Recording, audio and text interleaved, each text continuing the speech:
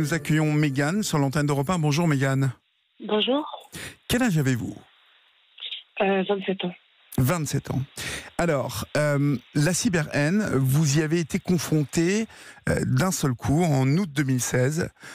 Sur votre compte privé Facebook, vous vous êtes réjoui de la suppression d'une page d'un dessinateur que vous n'affectionniez pas particulièrement. Je dois juste souligner que ce dessinateur faisait l'objet de nombreuses polémiques. Il était souvent accusé de misogynie, d'homophobie ou de faire partie d'une extrême droite. Racontez-moi ce qu'il a fait ensuite, suite à ce que vous avez fait vous.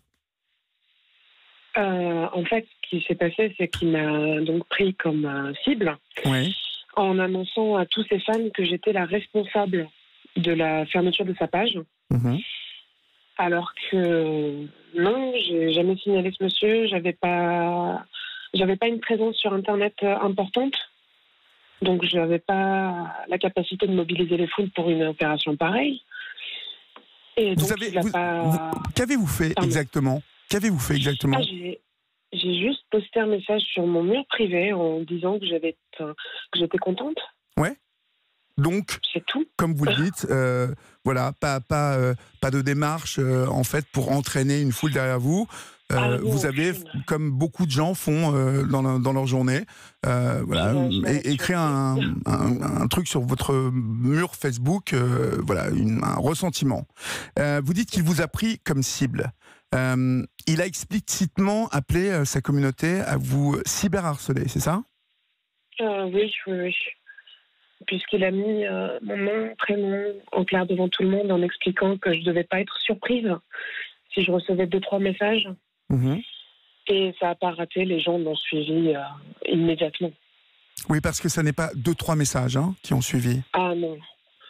Dans ma boîte messages privée, il y en a à peu près 1200. Oui.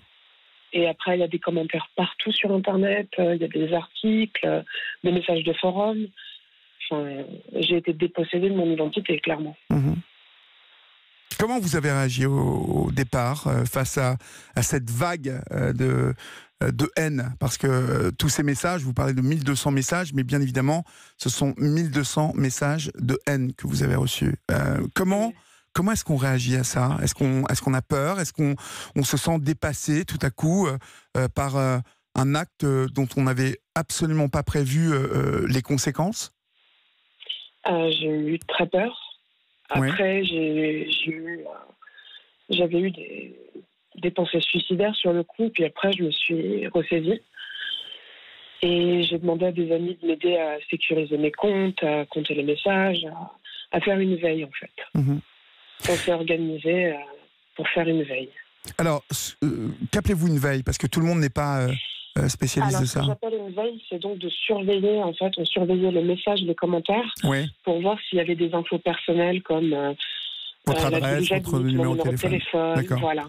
Comme ce genre de choses. Comme on modère, en fait, aussi. Je dois préciser que dès le départ, dans tous ces messages s'accompagnaient de commentaires très racistes vous concernant. Que disait-il exactement ? Là, il y a eu des commentaires assez racistes comme... là, j'en ai un sous les yeux qui était « On vous écrasera comme on l'a toujours fait. Les Juifs vous ont rendu intouchables. C'est bientôt la fin. Retour au bled, réimmigration. Fini l'Occident. Retour à la gangrène. » D'accord. Ça a été aussi... on m'a appelé la sœur Kouachi. Donc, comme les hommes ayant perpétré les attentats contre Charlie. Ouais. On m'a expliqué que j'étais, comment ça s'appelle, une féministe islamiste, que je devais rentrer chez moi, que je devais rentrer me faire lapider aussi.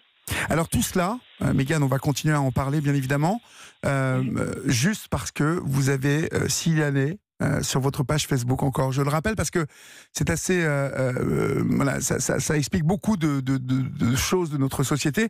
Vous vous êtes simplement réjoui de voir que quelqu'un qui faisait une sorte de propagande, qui était à la base aussi très misogyne, en fait, au-delà de son positionnement politique, qu'on soit d'accord ou pas, mais cela partait d'un sentiment que vous avez éprouvé de mettre sur votre page Facebook.